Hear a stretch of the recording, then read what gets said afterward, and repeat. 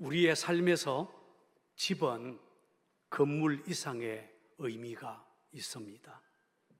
아파트냐 주택이냐, 몇 평짜리 아파트냐, 서울 그것도 강남에 사냐 시골에 사냐, 사람들은 그렇게 묻지만 사실 그런 것은 큰 의미가 있는 것이 아닙니다. 중요한 것은 집이 우리의 육체와 마음의 안식처라는 것입니다. 힘들고 지쳐 있다가도 집에서 쉬면 금방 힘을 얻게 되지요. 그래서 밤이 되면 사람들은 꼭 자기 집을 찾습니다. 어렸을 때 저에게 집이라고 하면 부모님이 계신 곳이었습니다. 지금은 아내가 있는 곳이 집입니다. 과거 어떤 드라마에서 본 것입니다만, 병으로 먼저 죽어가는 아내에게 남편이 이렇게 말합니다. 여보, 당신은 내 집이야. 이렇게 말할 수 있는 사람이 얼마나 되겠습니까만, 그만큼 집과 아내는 비슷하고 지친 사람이 쉼을 얻고 회복하는 곳, 안식처가 곧 집이다 라고 할 수 있습니다. 그런데 우리 영혼에도 안식처가 있습니다. 어디겠습니까? 교회입니다. 우리 영혼이 지쳤을 때, 삶이 무너지고 인생의 여러 어려운 문제로 힘들어질 때, 이상하지요? 교회 와서 찬송하고 기도하며 하나님 만나면 힘이 생깁니다. 왜 교회가 소중합니까? 하나님의 집이기 때문입니다. 집에 가면 부모님을 만나고 가족들을 만나듯이 교회에 오면 하나님을 만납니다. 어떤 사람이 더 넓은 태평양 한가운데서 난파를 당해 황량한 무인도에서 혼자 살게 되었습니다. 몇 년이 지난 어느 날 멀리 지나가는 배를 보고 미친 듯이 손을 흔들며 구조를 요청했습니다. 결국 그를 발견한 배가 섬을 향해 다가왔습니다. 배에서 내린 선장은 여기저기를 둘러보다가 이렇게 묻습니다. 저기 오두막 집이 두 채가 있는데 왜 두 채입니까? 저쪽에 있는 하나는 저의 집입니다. 그러면 옆에 있는 것은 뭐지요? 저것은 제가 다니는 교회랍니다. 혼자 있지만 몸을 위해서 집이 있듯이 영혼을 위해서 교회가 꼭 필요하다라는 뜻입니다. 그래서 누군가는 인생의 방향은 예수님 만나면 끝이 나고, 신앙의 방향은 좋은 교회 만나면 끝이 난다라고 말했습니다. 성결교회의 유명한 부흥 강사였던 이성복 목사님이 6.25 전쟁 때 미처 피난을 가지 못하고 계시다가 목포에서 인민군에게 체포되었다고 합니다. 젊은 인민군 장교가 신문을 했습니다. 영감, 예수 믿는 목사 맞아? 예, 그렇습니다. 왜 예수 믿어? 천당 가려고 믿지요. 천당 가보았어? 예, 천당 본점은 아직 가보지 못했어도 지점은 가보았습니다. 지점이 어딘데? 예, 교회입니다. 살았을 때에는 천당 지점인 교회에서 하나님 믿다가 죽으면 천당 본점인 하늘나라에 가게 됩니다. 이 대답을 들은 인민군 장교가 이 영감 진짜로구만, 그렇게 하고는 석방해 주었다고 합니다. 여러분, 천당 지점인 교회에 오늘 와서 예배하고 또 그 마음에 천국이 임한 사람, 정말 행복한 사람 맞습니다. 오늘 우리는 시편 84편을 읽었습니다. 이 시편은 고라 자손의 시 인도자를 따라 깃딧에 맞춘 노래라는 제목이 붙어 있습니다. 이 시편의 역사적인 배경은 알려지지 않지만 학자들은 이 시편이 유대인의 절기 때에 성전이 있는 예루살렘 저 시온을 향해 순례길에 오른 사람들이 불렀던 노래, 순례자들의 노래였을 것이다 라고 설명합니다. 그래서 이 시편을 압도하는 주제는 하나님과 그분이 계신 성전, 그리고 자유롭게 하나님 앞에 나가서 예배할 수 있는 사람들의 행복이라고 할 수 있습니다. 이 시편에는 하나님의 이름이 다양하게 계속 등장합니다. 만군의 여호와, 나의 왕, 나의 하나님, 야곱의 하나님, 여호와 하나님, 하나님, 이런 이름들이 등장합니다. 이 시인은 하나님을 갈망하는 마음으로 매 절마다 애타게 하나님의 이름을 부르고 있습니다. 또 이 시편에는 주의 장막, 여호와의 궁정, 주의 제단, 주의 집, 주의 궁정, 하나님의 집, 시온 등 성전을 가리키는 용어들도 집중적으로 등장합니다. 이것은 하나님의 성전을 그리워하는 시인의 마음을 잘 나타내고 있습니다. 무엇보다도 이 시편에는 복이 있도다, 아쉬레이, 복이 있도다라는 이 감탄사가 3번이나 등장합니다. 자, 그렇다면 여러분, 이 시편은 어느 때에 또 누구를 향해 복 있는 사람이다, 복이 있도다 라고 말하고 있을까요? 첫 번째, 하나님의 성전을 사모하는 자가 복이 있다라고 말합니다. 자, 본문 1절, 2절을 찾아서 같이 읽어보겠습니다. 시작. 만군의 여호와여, 주의 장막이 어찌 그리 사랑스러운지요. 내 영혼이 여호와의 궁정을 사모하여 쇠약함이요, 내 마음과 육체가 살아계시는 하나님께 부르짖나이다. 여기 보면 이 시인은 만군의 여호와여, 주님 계신 곳이 얼마나 사랑스러운지요 라고 이 시편을 시작합니다. 그리고 내 영혼이 주님의 궁전 뜰을 그리워하고 사모합니다 라고 고백하지요. 어느 정도로 주의 전을 사모하고 있습니까? 그 영혼이 쇠약해질 정도입니다. 여기서 쇠약함이여 라는 말은 히브리어로 갈레타라고 하는 단어입니다. 이 단어의 문자적인 의미는 끝났다, 멸하다 라는 의미입니다.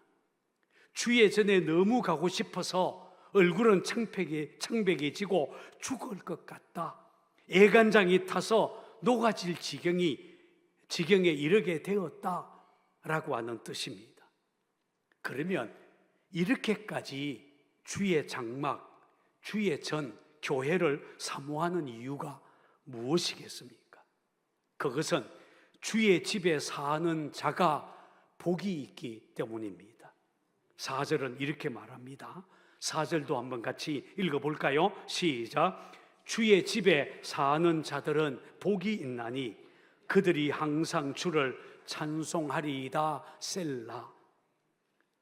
여러분, 주의 집에 사는 사람 누구입니까? 당시에는 성전에서 섬기는 제사장들, 레위인들이었습니다. 그리고 언제든지 자유롭게 성전에 와서 예배 드릴 수 있는 사람들입니다.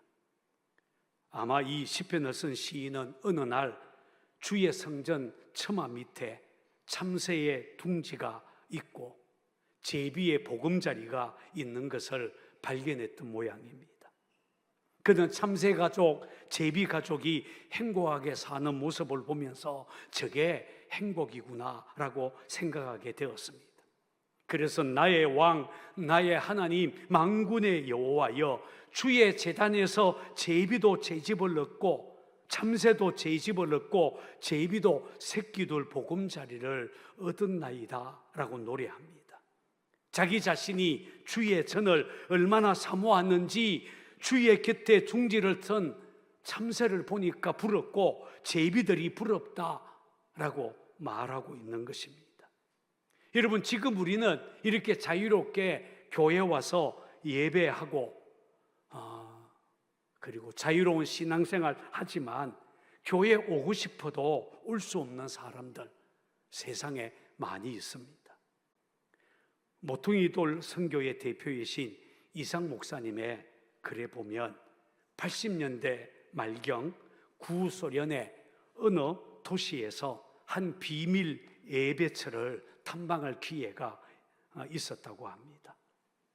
예배처에 가서 보니까 예배 드리기 전부터 성경 통독을 하면서 울던 성도들, 예배가 시작되어서도 그 울음을 그치지 않았습니다. 낡은 풍금으로 반주를 하는 단 몇 명뿐인 성가대의 송영도 울음 때문에 제대로 나오지 않았고, 회중의 찬송 소리에도 울음이 섞여 있었습니다. 설교를 들을 때에도, 성찬을 나눌 때에도 마찬가지였습니다. 예배를 마치고 난 다음에 여러분 왜 이렇게 울면서 예배 드립니까? 라고 물었다고 합니다. 그러자 그 중에 한 사람이 이렇게 대답을 했습니다. 오늘이 이 세상에서 드리는 마지막 예배가 될지도 모르기 때문입니다. 그들 중에는 어느 날 갑자기 KGB에 끌려가서 20년 혹은 30년이 지나도록 돌아오지 않은 사람 수두룩하다는 것입니다. 그러니 주의 전에 와서 만군의 여호와 우리 하나님을 자유롭게 예배하는 사람들, 날마다 주의 전에 거하는 사람 얼마나 복된 사람이겠습니까? 그들의 입에서는 찬송 소리 끊이지 않습니다. 하나님 만나고 하나님 안에 사는 것, 세상 모든 것을 얻는 것보다 더 값지기 때문입니다. 김장한 큐티 365라고 하는 책에 나오는 이야기입니다. 군산의 한 빵집은 오전 10시에 빵이 나오는데 2시간 전부터 사람들이 길게 줄을 섭니다. 군산 시내에 빵집이 정말 많은데 사람들은 여기서만 줄을 선다고 합니다. 어느 방송국에서 나와서 리포터가 줄을 서 있는 사람에게 왜 이렇게 줄을 서서 빵을 사는가 하고 물었습니다. 그러자 사람들은 이렇게 대답을 합니다. 여기 빵이 진짜 맛있어요. 올 때마다 줄을 서야 하지만 충분히 기다릴 가치가 있거든요. 그렇겠죠. 그렇겠죠. 생텍쥐페리의 책 어린 왕자에 이런 말이 나옵니다. 네가 오후 4시에 온다면 나는 3시부터 행복할 거야. 서로 사랑하는 연인들은 상대방이 늦어도 기쁘게 기다려줍니다. 상대방을 그렇게 기다려줄 만큼 그 상대방이 소중하고 사랑스럽기 때문입니다. 기다리는 시간도 즐겁지요. 그러나 권태기에 빠지고 사랑이 식어지면 어떻게 될까요? 5분만 늦어도 표정이 굳어지고 목소리가 날카로워집니다. 혹시 여러분은 주일날 교회 오는 시간이 기다려집니까? 만약 교회 와서 주님을 예배하고 성도들과 교제하는 시간이 기다려지는 사람이 있다면, 주일 예배 시간이 마음 설레는 사람이 있다면 그 사람은 분명히 지금 주님과 동행하는 사람이요, 그의 입에 늘 찬송이 넘치는 사람일 것입니다. 여러분, 누가 복 있는 사람입니까? 오늘 시편 84편은 주의 집에 사는 자들이 복이 있다 라고 했습니다. 여러분, 주의 전을 사모하고 예배를 소중히 여기는 저와 여러분이 되기를 바랍니다. 두 번째, 누가 복 있는 사람입니까? 그 마음에 시온의 대로가 있는 사람이 복이 있다 라고 오늘 시편은 말합니다. 자, 5절을 같이 읽겠습니다. 시작. 주께 힘을 얻고 그 마음에 시온의 대로가 있는 자는 복이 있나이다. 여기서 시온은 하나님의 성전이 있는 예루살렘을 말합니다. 영적으로는 하나님 나라를 가리킵니다. 하나님 나라에 속한 사람들 가만히 보면 그 마음에 하나님 나라를 향해 가는 길이 나 있다라는 말입니다.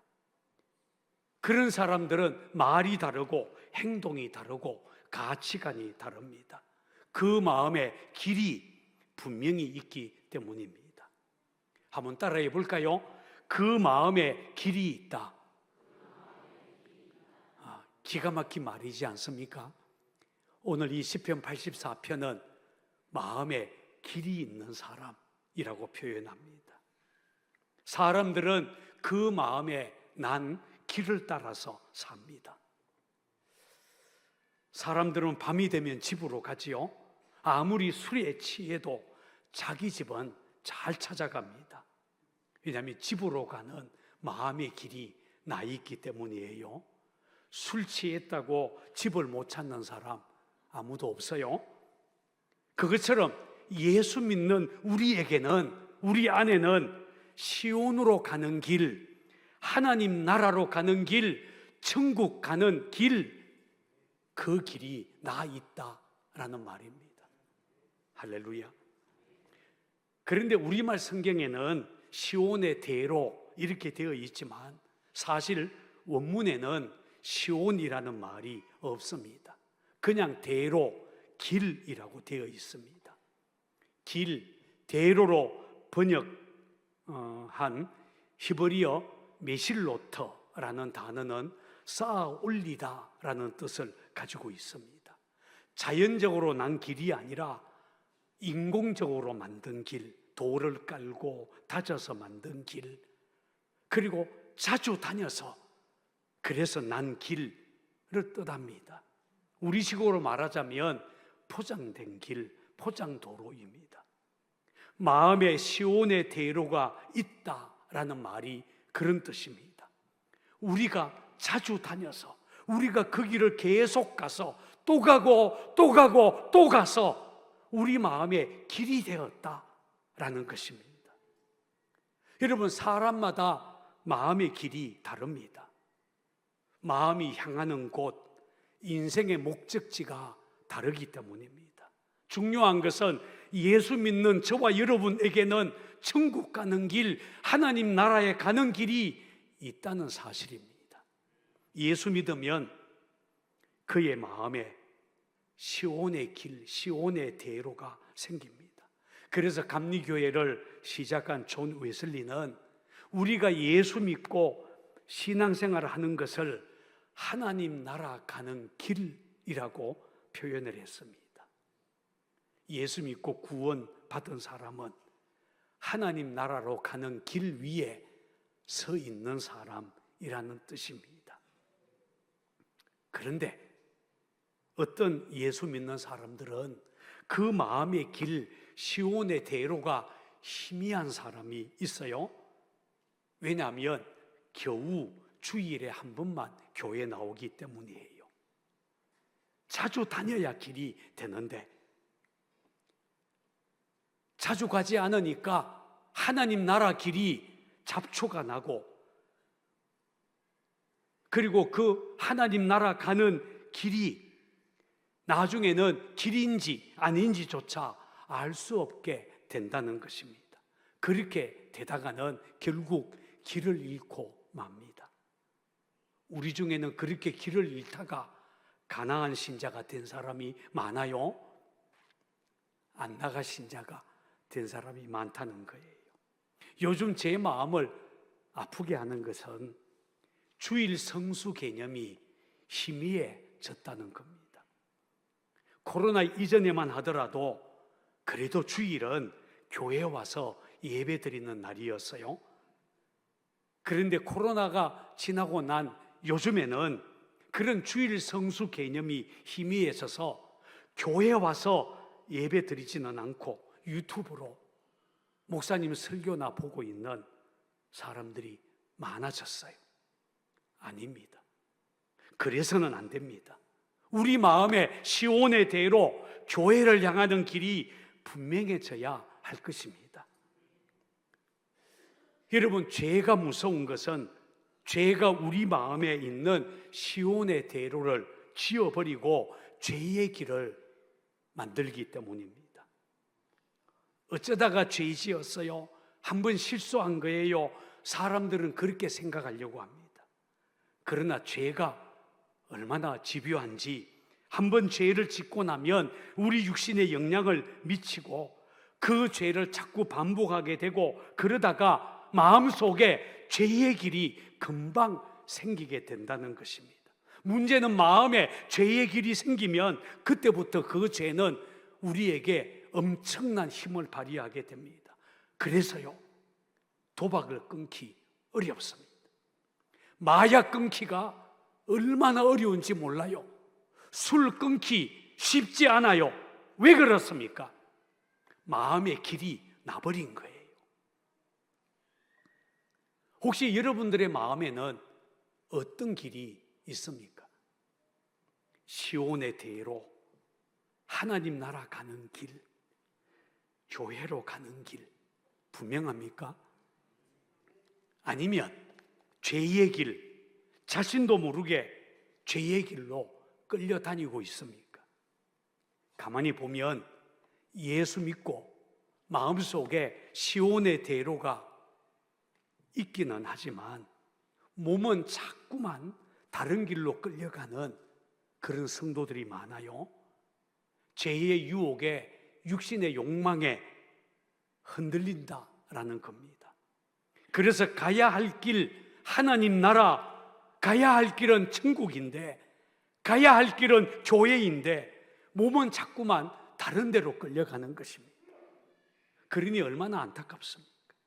기도해야지, 성경 읽어야지, 용서하고 사랑해야지, 예배 드려야지 잘 압니다. 그런데 그렇게 사라지지 않아요. 몸이 자꾸만 다른 길로 가려고 하기 때문입니다. 우리 중에 그런 분이 있다면 기도해야 됩니다. 울면서라도 기도해야 됩니다. 그렇게 살지 못하면 길이 아니기 때문입니다. 그러므로 시온의 대로를 따라 하나님의 전에 이르려면, 하나님 앞에 나아가려면 하나님께서 우리에게 힘을 부어주셔야 합니다. 시온의 대로는 그저 평탄한 길이 아니기 때문입니다. 때로는 눈물 골짜기를 지나가야 할 때도 있습니다. 자, 6절, 7절 말씀 찾아서 같이 읽어보겠습니다. 시작. 그들이 눈물 골짜기로 지나갈 때에 그곳에 많은 샘이 있을 것이며 이른 비가 복을 채워주시나니 그들은 힘을 얻고 더 얻어 나아가 시온에서 하나님 앞에 각기 나타나리로다. 보세요. 여기 보면 시온을 향해 올라가는 순례자들이 눈물 골짜기를 지나게 된다라고 말합니다. 여기서 눈물 골짜기란 히브리어로 바카라고 말합니다. 이 단어가 무엇을 의미하는지에 대해서는 여러 의견들이 있지만 학자들은 대체로 동의하는 것이 바로 이 단어가 메마른 광야를 뜻한다라는 것입니다. 메마른 광야를 지나는 것은 정말 눈물 나는 일입니다. 그래서 눈물 골짜기라고 의역을 한 것입니다.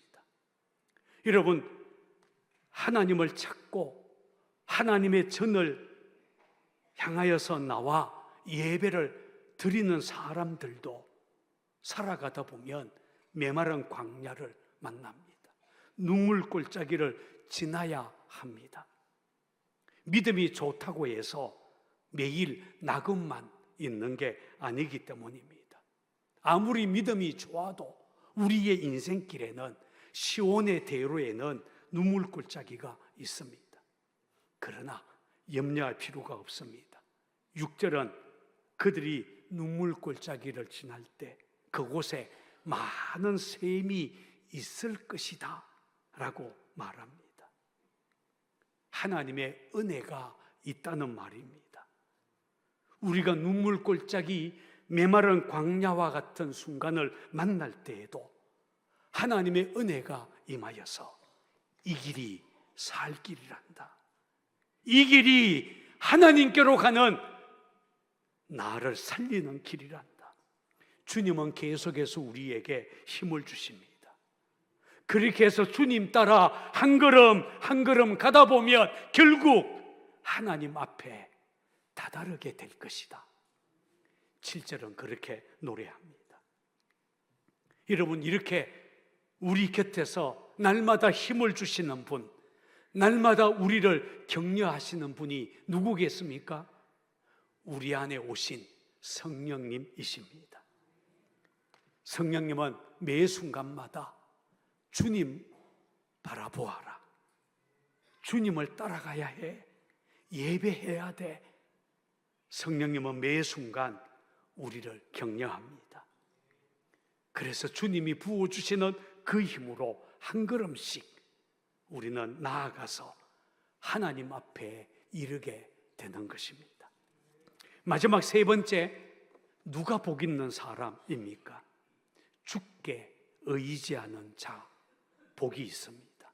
자, 11절, 12절을 찾아서 같이 읽겠습니다. 시작. 여호와 하나님은 해요 방패시라. 여호와께서 은혜와 영화를 주시며 정직하게 행하는 자에게 좋은 것을 아끼지 아니하실 것임이니이다. 만군의 여호와여, 주께 의지하는 자는 복이 있나이다. 보세요. 여기 보면 시인은 하나님은 해요 방패시다 라고 노래합니다. 해라고 노래하는 것은 우리 인생에 필요한 온갖 좋은 것들이 다 하나님께로부터 온다는 말입니다. 방패라는 말은 우리 인생의 진정한 보호자 하나님이시다라는 뜻입니다. 특히 여기서 의지하는 이라고 번역된 히브리어 보테흐라고 하는 단어는 피난하기 위해서 서둘러 가다라는 뜻을 가지고 있습니다. 여러분, 인생의 고통을 만났을 때, 눈물 골짜기를 만났을 때, 그때에 보태어 오직 하나님께로만 달려나가는 사람, 하나님을 의지하는 사람, 그 사람이 복 있는 사람이다. 오늘 성경은 그렇게 노래합니다. 그런데 저는 이 설교를 준비하다가 10절 말씀이 제 가슴에 와닿았어요. 여러분, 10절 말씀은 눈물겹도록 아름다운 구절입니다. 자, 10절을 한번 같이 읽어볼까요? 시작. 주의 궁정에서의 한날이 다른 곳에서의 첫날보다 나은즉 악인의 장막에 사는 것보다 내 하나님 성전 문지기로 있는 것이 좋사오니. 보세요. 시인은 하나님 성전 뜰에서 보내는 하루가 다른 곳에서의 첫날보다 낫다. 악인의 장막에 거하는 것보다 하나님 성전 문지기로 있는 것이 더 좋다라고 고백하고 있습니다. 오늘 우리가 이런 믿음 가진다면 얼마나 좋겠어요?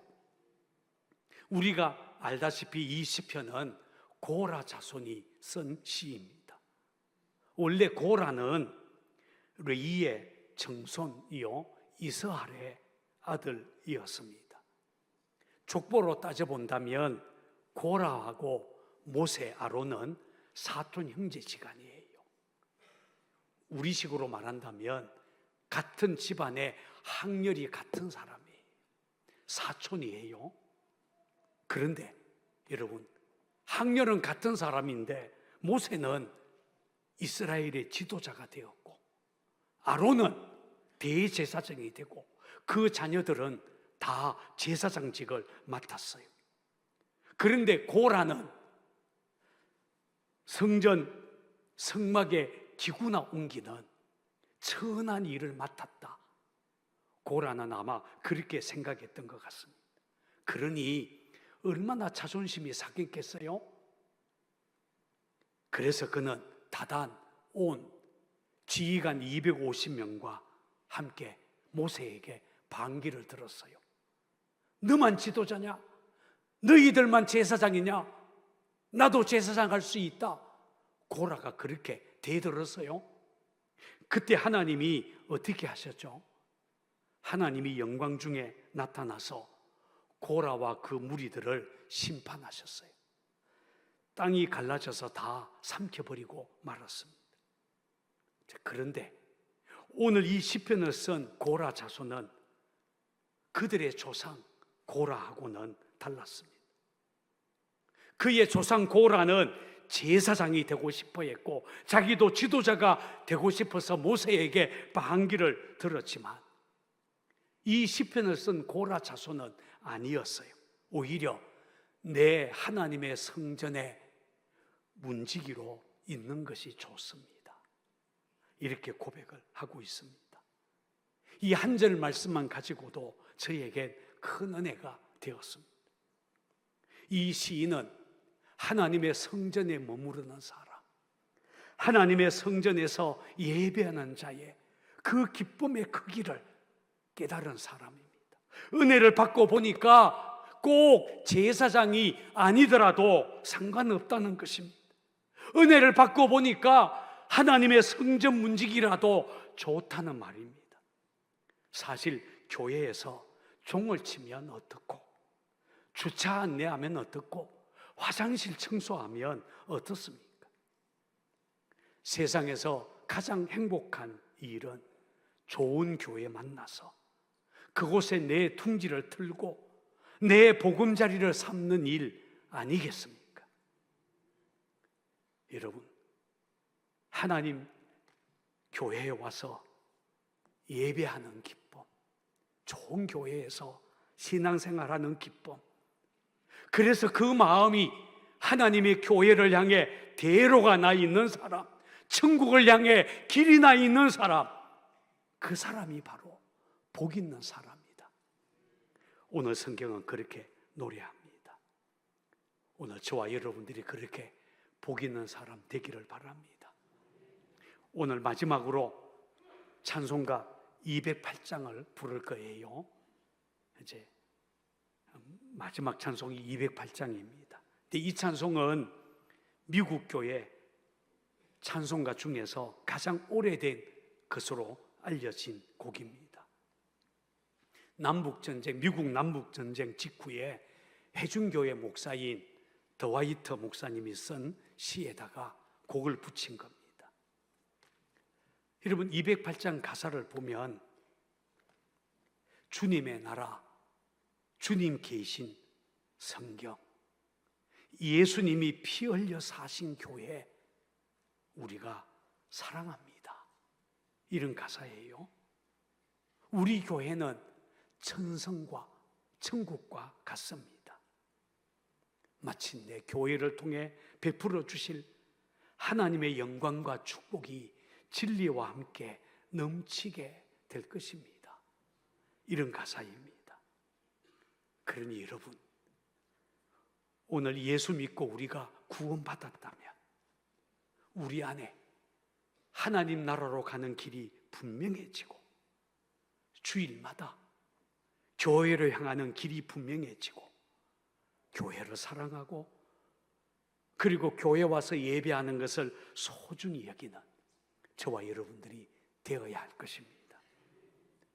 그런 사람에게 하나님은 날마다 힘을 부어주시고 그런 사람에게 아쉬레이 복이 있다. 성경은 그렇게 말합니다.